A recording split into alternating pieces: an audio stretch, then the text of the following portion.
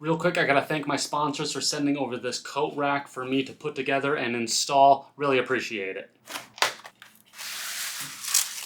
So it comes with a pack of hardware that come with a bunch of screws, drywall mounts, and a hex key. And there's something in this yellow bag here, which are the coat hooks. You can see each coat hook has 2 hooks on it, one larger one here and one smaller one here, and 2 places to screw it in, and they look like they'll protrude off the wall a little under 2 inches, with the top hook being about 2.5 inches long and the small one being a little under 1.5 inches. And the base itself is a little over 1.5 inches by about 1 1/8 inch. Here's the wood panel here, comes in bubble wrap, and then it comes in shrink wrap as well. Looks like we have a couple panels here, and we come with a booklet for installation directions here. So we get 2 pieces that look like this, and they're 7 1/4 inch by a little under 1.25 inches by just over 1/2 inch wide. Then we get a longer one like this, and that's about 27 3/4 inch by about 1 5/8 inch and a little over 1/2 inch wide. And then finally we get the largest piece here, which at its maximum is 28 7/8 inch, which has a notched out section right here on each side that comes out to about 27 7/8 inch. It's a little over 4.5 inches tall, and again just over 1/2 inch wide. So I like the wood grain here. Obviously it's my taste. Looks cool, really nice patterning to it, has a nice sound to it,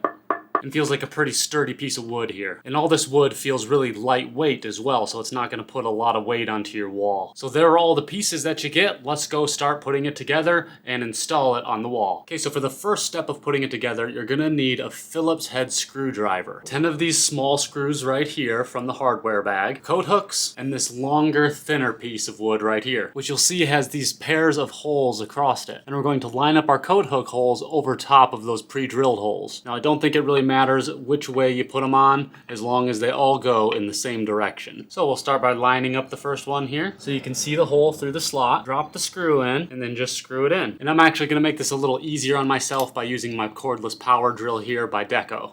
Now that I have that first one in, I don't want it to be completely tight because I want to be able to line up the second screw before making sure they're both nice and tight. And now we'll tighten them up.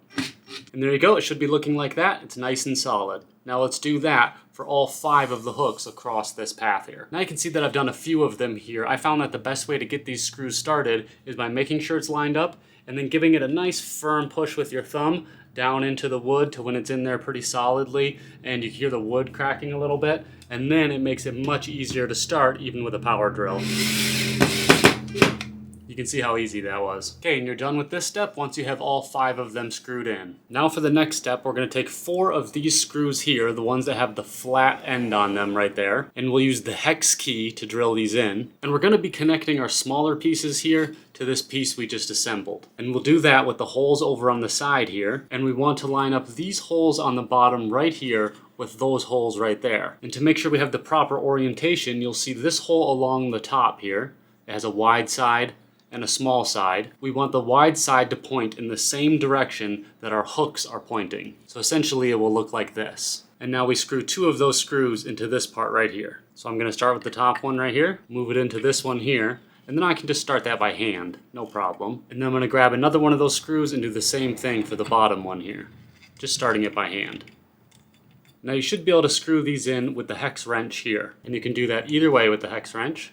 It's probably easier like this. And those will go in all the way until they're nice and tight. And try not to over tighten them because I just did over tighten this one a little bit and it compressed the wood just slightly, so be careful not to over tighten them. And now we'll do that same thing for the other side. And once we're done with that step, we should have both sides looking like this with the larger screw holes here facing outwards in the same direction that our hooks are facing. Now we're going to find these screw holes right here, and they go all the way through these outer pieces. And we'll take the same types of screws here, the one with the flat ends, and put them through that slot there. And then we're going to take our largest board here, and we're going to find these entry glands right here and align them up with them. So it should look like this. And then the screw can go in. And again, you can just start that by hand. Same thing for this one here. You can just push it in and then start it by hand. Then we can come to the other side and do the same thing over here. And now we can go and tighten these up, and remember again not to over tighten them. And I found the best way to do that is tighten them up in this direction, and then once you're almost about to make contact with the wood, switch the hex key to this direction here, and then just tighten it as much as you can, and that should keep you from over tightening very easily. Just because if you tighten it up all the way with the hex key like this, you have a little bit too much leverage to push into the wood. So I'm just going to tighten up almost until it's to the wood there, switch it up, and then tighten it until I can't anymore, and there you go. And now let's do that for both sides. And now we should have an assembled piece looking like this, nice and sturdy all the way around. And then I'm going to take a mechanical pencil with the lead pushed out and mark in my wall where I want it. Now after I make that first hole, it says you want to drill into the wall with a 15/64 inch bit. I have a 3/16 inch, that's as close as I could get without going over, so I'm going to use that. And then we're going to push a drywall anchor into that hole there, and then hammer it into place. Now I'm going to take my screw here and just start this one by hand into that drywall anchor. I don't want to go too far yet, and I'm not letting it hold any of the weight quite yet, because what I want to do now is just get my level up here to make sure this is flat. Okay, I got my level here. Let's make sure that it's nice and flat. There you go. Now what I'm going to do is take this screw and just push it through to make a little mark on the wall on the other side, and I'll see that the mark is there. So now I'm going to unscrew this other side over here and take the whole thing off. Then I'm going to drill into the wall again using a 1/4 inch bit, because I actually found in the last one that it was easier to get the drywall anchor into the wall using the 1/4 inch. And then I can just get that drywall anchor then in all the way with my fingers there, just pushing in with my thumb. Now I can take this screw here and start it by hand here, and then go to the other side and do the same thing. And then once they're both started by hand, I can screw them both in.